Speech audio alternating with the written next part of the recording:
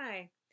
In case we don't know each other, I'm Vesta, and I'm working on an IAMX documentary, which has been really exciting, which is about Chris Corner's struggle with depression and anxiety and chronic insomnia, self-medication. And part of this really interesting experience has been interviewing fans.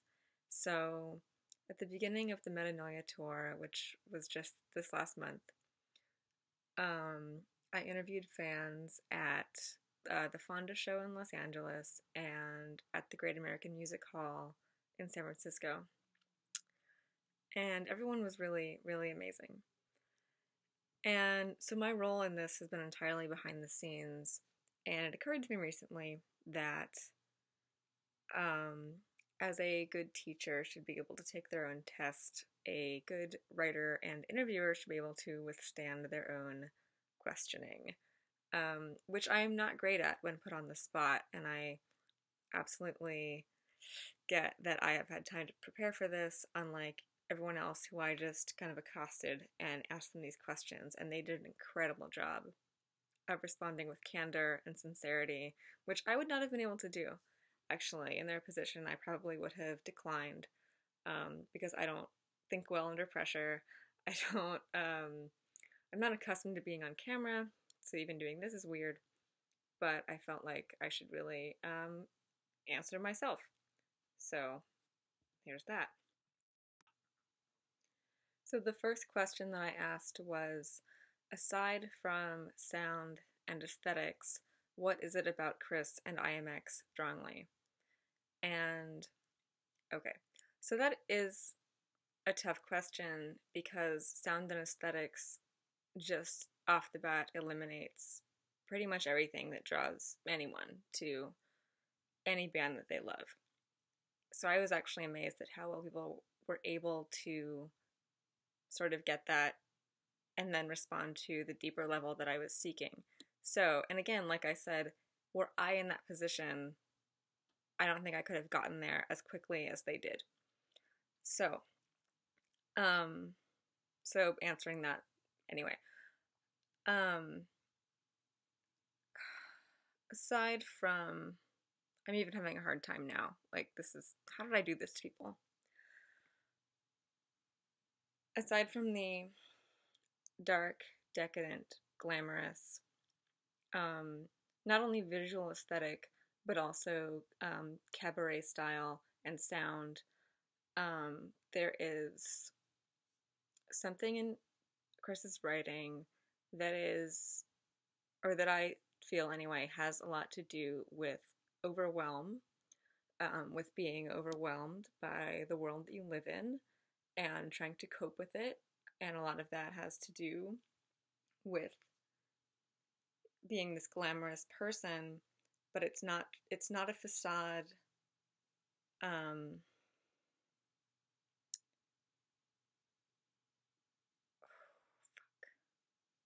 how do people do this? It's so fucking hard.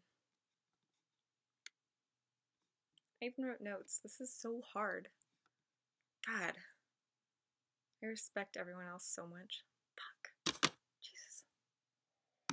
Is that the glamorous facade, which is not not a facade in the sense that it is just a fake cultivation, but that it is part of this artistic struggle to deal with a world that you can't really deal with by creating um, a version of yourself that doesn't need to. Um, and I was actually recently, when I was asking this question, I was thinking about, I remember reading a criticism about David Bowie, and this is old, um, that claimed that all of David Bowie's work was in some way about isolation. And I don't know that I agree with that.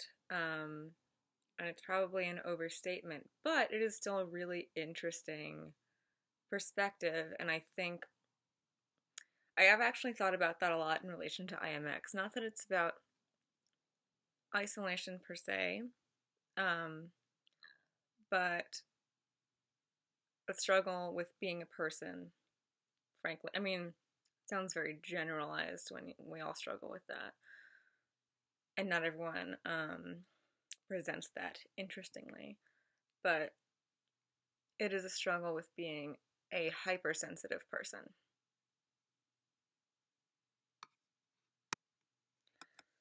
So the question that would always come next, I originally did not write in this order, but it would always just feed into it because they would start talking about it during that last question. So it was, what is your experience, if any, with mental illness? And whatever this relationship is, does it relate to what you see in Chris and the music of IAMX? And so, like I said, they already would have been talking about this before I even asked it. So this is something that is really at the forefront of his work and his fans' relationship to this work. And it was really amazing to hear how many. Well, actually, no, it wasn't. It was not amazing. It was actually kind of just made sense because it fits in with what I know about the fans that I know in my life, and not just fans, but like people that I know. Pretty much everyone who had this connection also experienced depression and anxiety at a clinical level. Pretty much everyone. And I actually don't. I am not clinically anything except for ADHD. Yeah. So, although I do experience depression and anxiety regularly, it is not to a degree that has impacted my life enough that I have needed a diagnosis with anything. So that's not really an issue that I have and that I'm personally like seeking from IAMX. However, I am an extremely over empathetic person to an extreme degree. And to the point where when I started working on this documentary and I was looking into this work from like a deeper level, I was a wreck. I was crying all the time. I would listen to the Unified Field in the car. That was pretty much all I listened to for a while. And I would come home crying. And it's definitely something that I see in myself. Like if I didn't, have some of that same stuff, I wouldn't just, like, I'm not just picking up on random people's shit. But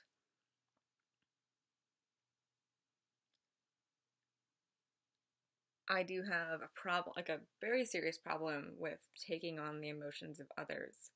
And like, that's not a clinical thing. But it's an enormous issue, and I've been experiencing it so much more since working on this documentary and since reading this much into IAMX. And maybe I'm not even answering my own question. Well, I guess I did give them an out because I said, if you've experienced nothing, that's fine. But still, what is that relationship? What do you see there? So I guess I'm answering, I think I wrote that part of the question for myself, even though nobody else needed it. How do you feel about this backstage situation? And obviously it's exciting, but do you also feel discomfort? And I was amazed by how many said, no, this is amazing. This is just the best. And I was like, wow, that's awesome that you feel that way. So I was able to do one of the meet and greets during the residency at Complex. That was all thanks to Jen's. So is this documentary. And again, that second part of the question was very much for me and seeking people like me, which apparently most people aren't.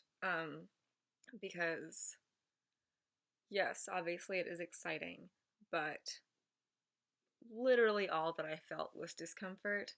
And I've written about this before, so I don't need to talk about it too much, I guess, but I don't do well with meeting people that I admire when it is in a very specific, structured, like, fan and artist dynamic. It makes me super uncomfortable. Like, I just forget how to be a person. Like, it's no, nope, can't do it. So yeah, that was not good. But, and that was, again, like, I should specify, that was no fault of Chris or Janine's. They were amazing, so kind, so welcoming. But they also seemed uncomfortable too, and I don't know how they couldn't have been. Like, it's a very strange thing. And I think that they have gotten much more accustomed to doing it as they've done the meet and greets. And I don't know, maybe the fans have too somehow, even if it's different people. I don't know. But I was a mess. um, However, I guess I should specify that since starting the work on this and getting to work with Chris and Janine, um, even in what limited capacity we have so far, um, has changed everything that I've felt about that, because I feel like I got to, like, start with a clean slate and not be like a fan disaster mess. I'm like, I finally have something to bring to the table. And I don't know, that to me that seems irrelevant to that question, because the discomfort is completely wrapped up in the dynamic of, like, oh, I'm a fan and I'm like with all these other fans and I just don't know how to be that person. I would just rather not.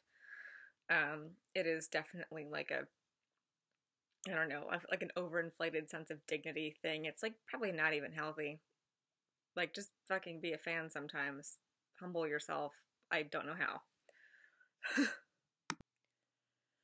I would then ask, what would you like to express to Chris that you feel unable to in this setting?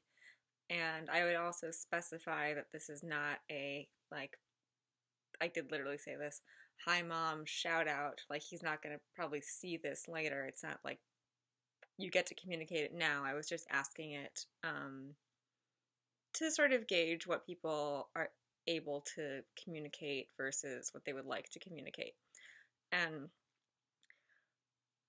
again, I was amazed how many people said, like, I totally got to say it. Like, it was great. I did the thing. And I was just like, damn, I was so the opposite of how I was. But good for them, and that makes me really happy.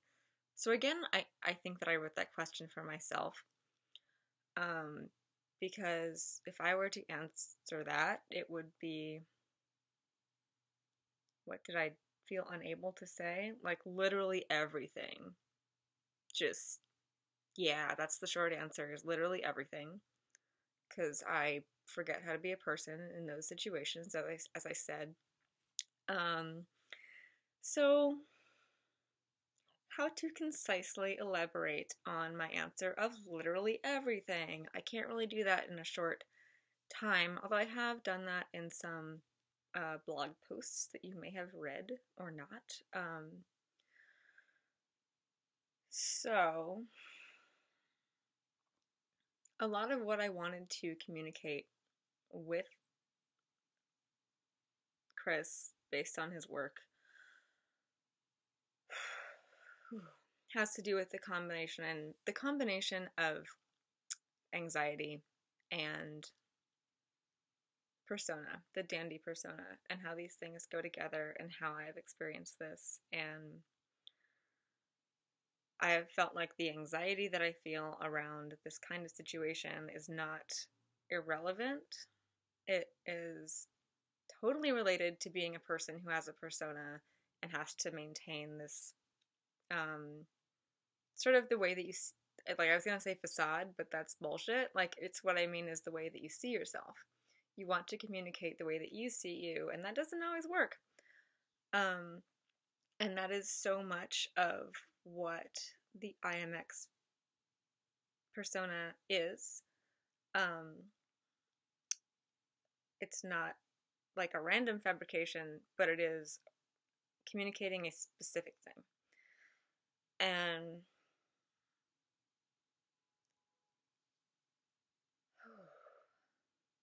I'm answering my next question. These all bleed together. Okay. So what I had really wanted to communicate, and that I did get to eventually, luckily, when I got to meet with them about doing this, I had really wanted to clean my awkward slate about the meet and greet at Complex. So if I'm answering this question directly related to what I wanted to express in that situation, and obviously my answer was like everything because I was just like not myself. That's that.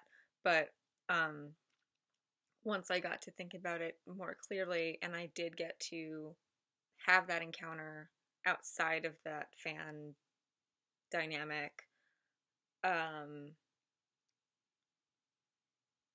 personally, that really was it. I really just wanted to clarify that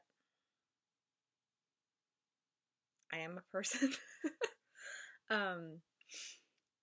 But seriously,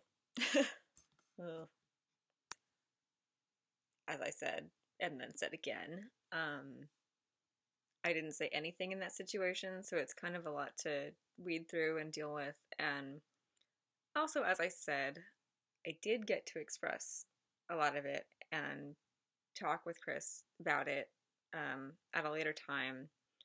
And it was very weirdly validating.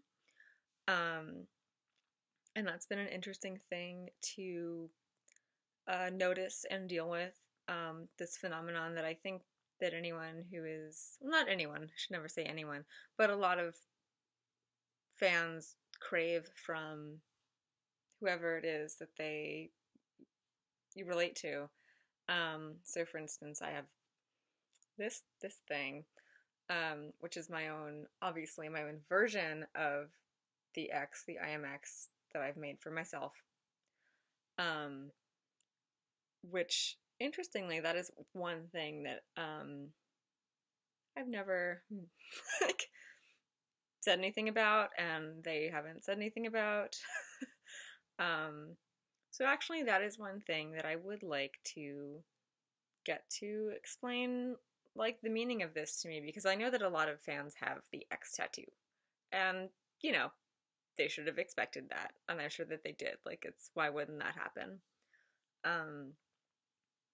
But I wasn't comfortable getting a plain direct reference to somebody else. For instance, I have a Bauhaus Ziggy Stardust tattoo, but was only okay with that because it's a mashup of two artists that was, of course, Bauhaus's mashup, but it's not a single straight just this reference. And so in the way that IAMX is a self-labeling, fabricated persona that is, well, it's basically, what I see in that is the way that I named myself. So it's sort of a self-branding. And, like, I wonder what they think of that. I don't know yet. You really want to express why you matter, and then, like, why I matter. I shouldn't make fun of it. Like, we all fucking deal with it. But also, like, so it all sounds very narcissistic, and in a way it is, and that's okay. But there's a whole other level of this that is, I want to know you, and I want to know what you think about this and how you deal with this, and that's been definitely just as much, if not more, about how I would answer that question. of course, more so since working on a documentary, which is like literally like that's what this is getting to get to the bottom of Chris's brain, which is, you know, amazing and also kind of gut wrenching. So that's another big one. um, so I really wanted to. So since the beginning of the Metanoia tour, I like they've obviously been insanely busy, obviously, and the one thing that I really wanted to get to speak with him about before the tour, before they left LA, was because so much of this is about is insomnia, which is like it's extremely chronic insomnia. Like I so back to some other questions. I do have insomnia. It's yeah, it's a thing. And again, so I did get to express that to him when we spoke for an interview. Which is also very validating. And he said to me, I bet you don't let go. I think that people who let go sleep very well. And so obviously he was speaking about himself as well. You know, it's not just like looking into my soul, much as I would like to think that. But it was still, like I said, very validating to have him say that to me because it's absolutely true. And he was very, you know, thoughtfully taking in. And I've seen this also with the fans that he's interacted with, even at this, like, very shallow meet and greet situation. Like, he's very present and insightful in a way that one maybe would not expect of a musician before their own show. But I really wanted to speak with him about his plan for dealing with this extreme insomnia that he is now medicated for and undergone very serious therapy for over the past few years. And this is the first time that they are touring since having undergone this therapy and medication. And the lifestyle when you're touring for 3 months doesn't really lend itself to regimented sleeping and medicating without drinking. I know that he likes wine probably as much as I do.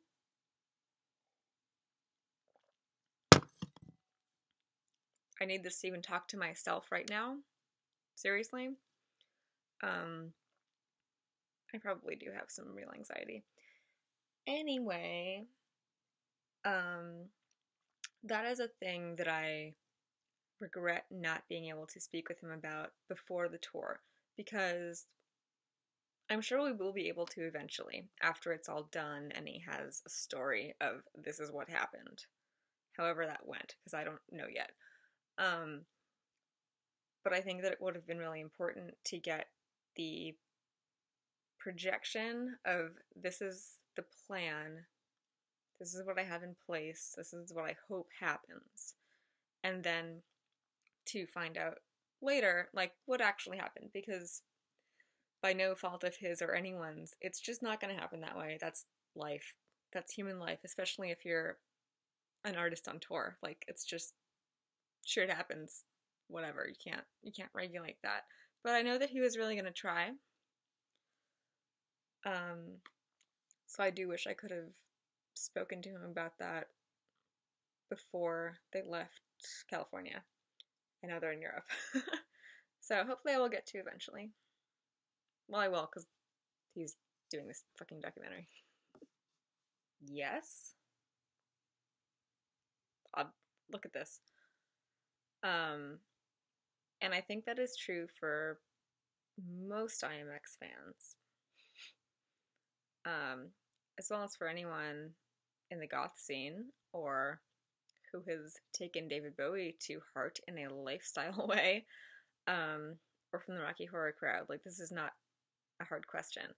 But getting to specifics, it can be very complex. And that is actually a very interesting and loaded question for me. But a thing that I was noticing while doing interviews and while watching some of the ones that Byron Miller did in Seattle with my same questions, thanks Byron, was the one question that had a really interesting divide. Whereas because I was asking about people's actual human lives, but they sort of took it to mean what they see in Chris's persona or stage persona. And a surprising amount said he's just being himself, and that's so amazing, and he just doesn't care what anyone thinks, and he's just like getting up there and like doesn't give a fuck and is just doing it. And that's kind of missing the mark. But again, I don't want to like shame that perspective of IAMX, because it's also really inspiring. Like, if he's inspiring that in people, then that's awesome. Like, nothing bad is happening here. But it is interesting that people are seeing that, and that is not what I've been seeing. But again, not in a bad way. It's a project, and part of that is not just music, it's the persona. So it is a very fabricated thing, and that is part of what I think we all love about it. In some ways, in a sort of Ziggy Stardust way. I keep bringing up David Bowie because I can't help it. But also because this sort of Ziggy Stardust style persona is, well, so as I was saying before, persona is, or at least the way that I've experienced it, is trying to express a very specific part of yourself. It's not fake. Well, hopefully, you know, for some it probably is. But ideally, it's not fake. It's just it's what you want. It's how you see yourself. You're trying to communicate this one thing without the other bullshit that, you know, like, being a person is not pretty. It's just not. It sucks. So when you get to create a persona, you get to weed out like what you want from the parts that are just like not really worth, you know, worth your time or your identity. So obviously I see, not just I see this is IAMX. Like, this is a huge part of IAMX. And so my answer, as I said, yes.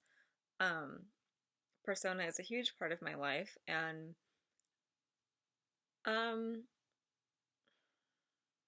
well, in the way that being so into dandyism. Being a dandy is all persona, but I'm also very obsessed with being a real person, because, you know, we are. Can't fucking help that. You can't.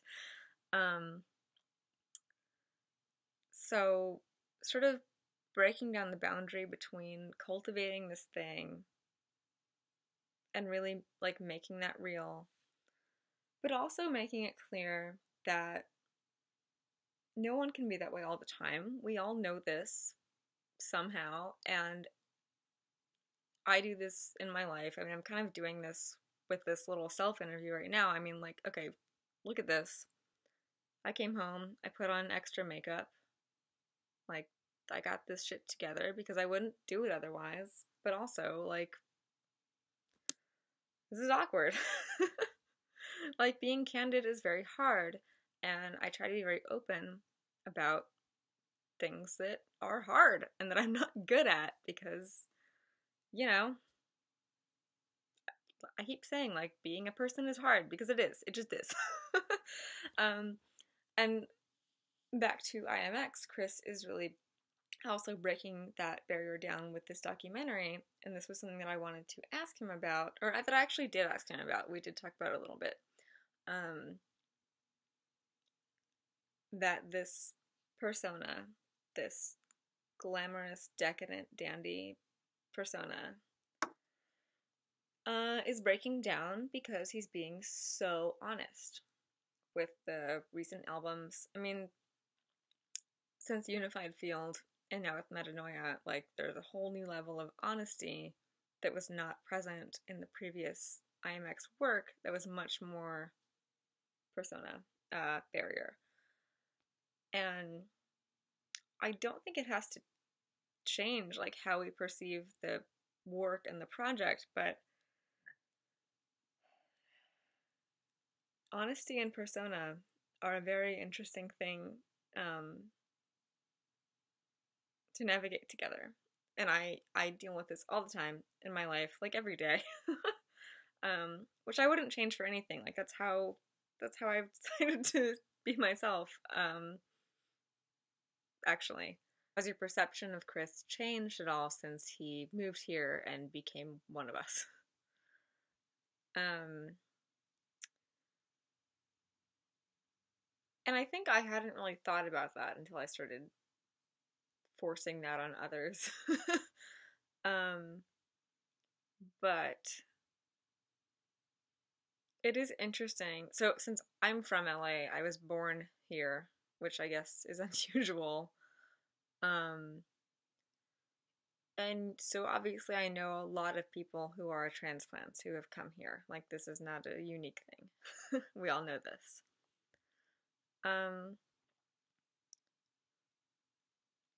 And so the reason that I stay in LA and haven't left is the people. That's it. I don't like the city. This is not a secret. I don't like it. I hate driving. It sucks. But the community that I have here is unlike anything that I think I could start over and create somewhere else. The people here are incredible. If you're in, your subculture, like whatever it is that you want. For me, that has been the Rocky Horror scene and also the goth scene. But it's also much larger than that. And so I find it interesting that Chris and Janine are like, yes, this is the place we want to be, having come from Berlin and London. Like, this is the place. And I think it's only changed my perception of them in the sense that, like, they're here, like, they're present. Like, how could that not change that? Since doing the residency at Complex, obviously I got to see them, like, a bunch of times in a month. Like, you can't, do that if you don't live in the same town.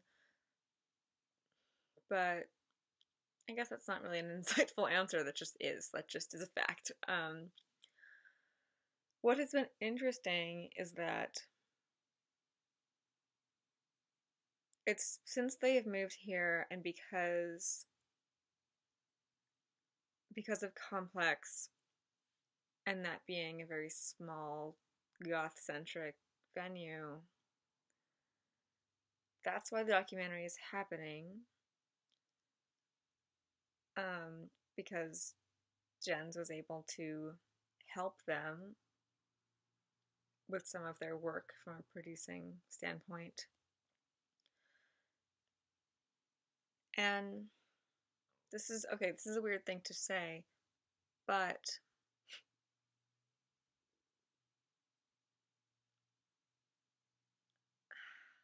excuse my long pause. Fuck.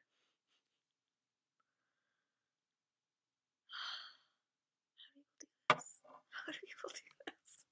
Shit. The fact that they said yes to the documentary, well, first of all, would not have happened if they weren't here, because we are here. that's just necessary. And I hope that I'm not reading into this like in a creepy way, which is possible, and that's, whatever. But no, it's sincere. I think that the reason that they said yes has a lot to do with why they were drawn here, even if it wasn't like socially motivated. I don't think it was at all, actually. But I mean, of course, I see this because what I see in Los Angeles is the human community.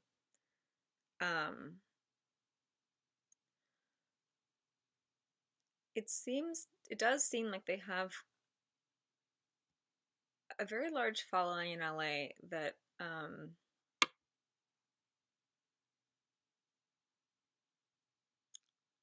isn't just a fan base, but there is like something to relate to, I think, on their part. And that could be a sort of narcissistic projection, but I actually am sort of seeing that um, at the shows and in their interactions with their other LA based fans, that it is different, and there is something that's like, it's not just that they have more and it's like, oh, the fans are there. I think there's a community here that they are possibly going to be absorbed into. Not they're all going to be like best friends, but like that there is not a huge, like, the boundaries are breaking down, and that's a very interesting thing from my end. And I